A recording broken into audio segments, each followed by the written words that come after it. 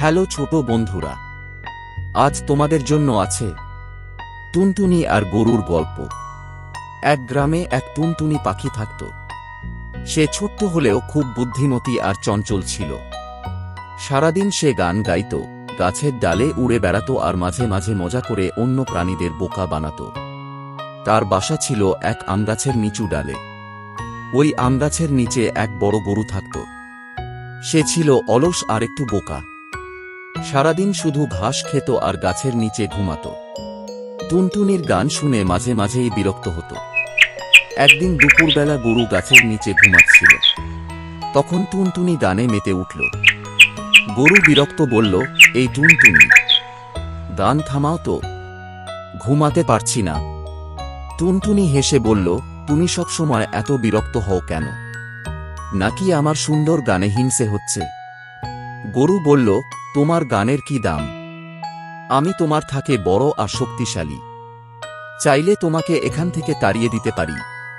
টুনটুনি বলল, বড় আর শক্তিশালী হলেই কি বুদ্ধিমান হওয়া যায়? চলো দেখি কে বেশি বুদ্ধিমান, তুমি না আমি। গরু বলল, তা ঠিক আছে, কি করতে হবে বলো। টুনটুনি বলল, 3টি ধাঁধা দেব। যদি একটারও উত্তর না দিতে পারো তাহলে হেরে যাবে।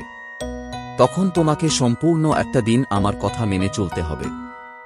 গরু রাজি হয়ে বলল, ঠিক আছে, দাও তোমার ধাঁধা। টুনটুনি শুরু করল।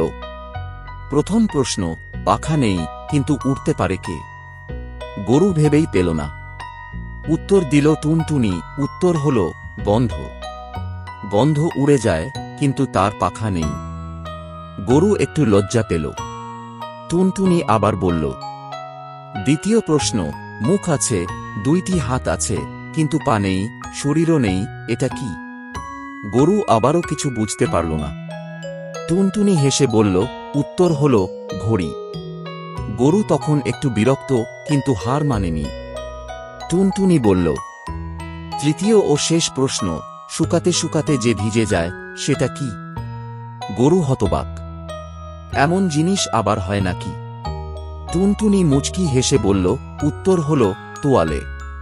তোয়ালে অন্য কিছু শুকাতে গিয়ে নিজে ভিজে যায়। 3টি ধাঁধার একটাও গরু পারল না। সে মাথা নিচু করে বলল, ঠিক আছে, তুমি জিতেছ। আমি পরের দিন তোমার কথা মেনে চলব।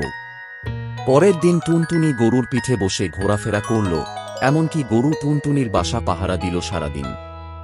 এরপর থেকে গরু আর টুনটুনি বন্ধু হয়ে গেল। গরু আর টুনটুনির গান নিয়ে রাগ করত না, বরং গর্ব করত তার চালাক ছোট্ট বন্ধুর ওপর। আর সেই গ্রামের গাছতলায় টুনটুনির গান আর গরুর শান্ত মুচমুচে ঘাস খাওয়া সব মিলে এক সুখের ছবি হয়ে রইল। চ্যানেলটি অবশ্যই সাবস্ক্রাইব করুন, কারণ আর কিছু দিনের মধ্যে আসতে চলেছে আরও মজার মজার গল্প। ভিডিওটি দেখার জন্য আপনাকে অনেক ধন্যবাদ।